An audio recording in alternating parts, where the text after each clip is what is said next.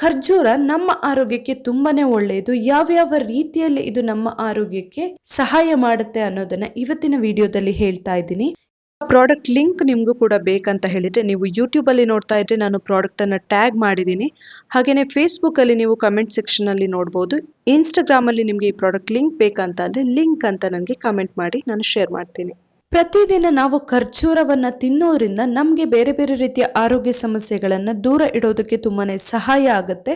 ಅದರಲ್ಲಿ ತುಂಬಾನೇ ಮುಖ್ಯವಾದ್ದು ಅಂತ ಹೇಳಿದ್ರೆ ಯಾರಿಗೆ ಮಲಬದ್ಧತೆ ಸಮಸ್ಯೆ ಇರುತ್ತೆ, ಕಾನ್ಸ್ಟಿಪೇಷನ್ ಸಮಸ್ಯೆ ಇರುತ್ತೆ, ಹಾಗೇನೆ ಜೀರ್ಣ ಸಂಬಂಧಿ ಸಮಸ್ಯೆಗಳು ಇರುತ್ತೆ, ತಿನ್ನಂತಹ ಆಹಾರ ಸರಿಯಾಗಿ ಜೀರ್ಣ ಆಗಲ್ಲ ಅನ್ನೋರು ಪ್ರತಿದಿನ ಖರ್ಜೂರವನ್ನ ತಿನ್ನಬಹುದು.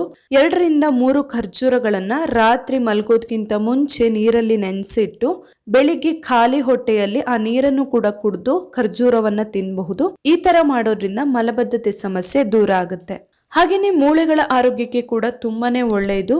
ಮೂಳೆಗಳಿಗೆ ಸಂಬಂಧಿಸಿದಂತಹ ಸಮಸ್ಯೆಗಳೇನಾದ್ರೂ ಇದ್ರೆ ಅಂತವರು ಕೂಡ ಖರ್ಜೂರವನ್ನ ಬಳಸಬಹುದು. ಇನ್ನು ನಮ್ಮ ಚರ್ಮದ ಆರೋಗ್ಯಕ್ಕೆ ಕೂಡ ತುಂಬಾನೇ ಒಳ್ಳೆಯದಿದು.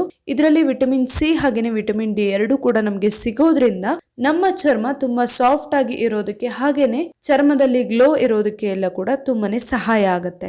ಇನ್ನೊಂದು ತುಂಬಾನೇ ಮುಖ್ಯವಾದ ಬೆನಿಫಿಟ್ ಹೇಳಲೇಬೇಕಾಗಿರೋದು ಅಂತ ಹೇಳಿದ್ರೆ ಯಾರಿಗೆ ದೇಹದಲ್ಲಿ ಕಬ್ಬಿಣಾಂಶದ ಕೊರತೆ ಇರುತ್ತೆ, ಹಾಗೇನೆ ರಕ್ತದ ಕೊರತೆ ಅಥವಾ ರಕ್ತಹೀನತೆ ಸಮಸ್ಯೆ ಇರುತ್ತೆ, ಇನ್ನು ಹಿಮೋಗ್ಲೋಬಿನ್ ಕೊರತೆಯಿಂದ ಯಾರು ಬಳಲ್ತಾ ಇರ್ತಾರೆ ಅಂತವರಿಗೆ ಈ ಖರ್ಜೂರ ಹೇಳಿ ಮಾಡಿಸಿದ್ದು ಅಂತಾನೆ ಹೇಳ್ಬಹುದು.